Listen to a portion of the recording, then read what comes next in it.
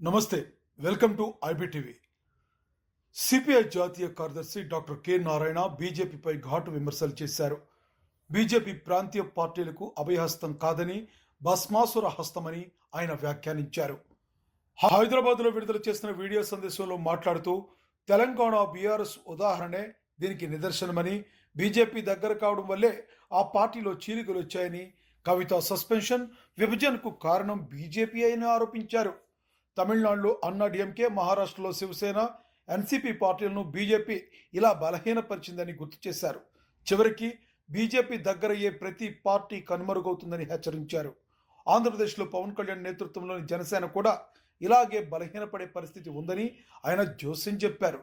చంద్రబాబుతో సహా అందరికీ ఇదే వర్తిస్తుందని నారాయణ చెప్పుకొచ్చారు. తెలంగాణలో టీఆర్ఎస్ సంక్షోభం అది బీజేపీ బస్పాసు రాస్తుంది. ఎప్పుడైతే బీజేపీ పక్కన ప్రాంతీయ పార్టీలుగా చేస్తే దాన్ని అంతం చేసేంత వాళ్ళు నిద్రపోరు. అది అభయహస్తం అనుకుంటాం కానీ అది బస్పాసు రాష్ట్రం అనుభవించింది. టీఆర్ఎస్ ఎప్పుడైతే బీజేపీకి అనుకూల పద్ధతిలో పరోక్షంగా ప్రత్యక్షంగా పాల్గొందో దాని సంక్షోభం స్టార్ట్ అయిపోయింది.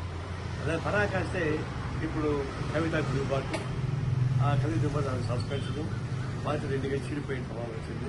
అది కాస్త టీఆర్ఎస్ కోరుకోవడం చాలా కష్టం. ఇది ఒకటే కాదు, ఏఐడీఎంకే మీద అదేవిధంగా అభయహస్తం పెట్టి అది బస్వాహస్తం మారిపోయి నీకు చీలిపోయింది. అట్లాగే మహారాష్ట్ర కూడా ఎన్సీపీ పైన, శివసేన పైన అలాంటి అభయహస్తం పెట్టి అది బస్వాహస్తం మారిపోయింది. ఇది ఇప్పుడు కానీ ఒక గుర్తుంచుకోవాలంటే బీజేపీ అభయహస్తం బస్మార్లు వస్తుంది. అది పవన్ కళ్యాణ్ పనిచేస్తుంది. ఆంధ్రప్రదేశ్లో పవన్ కళ్యాణ్ పనిచేస్తుంది. ఇది బీజేపీకి ఎంత దూరంగా ఉంటే అంత క్షేమంగా ఉంటారు. బీజేపీకి ఎంత అంతగా అయితే అంత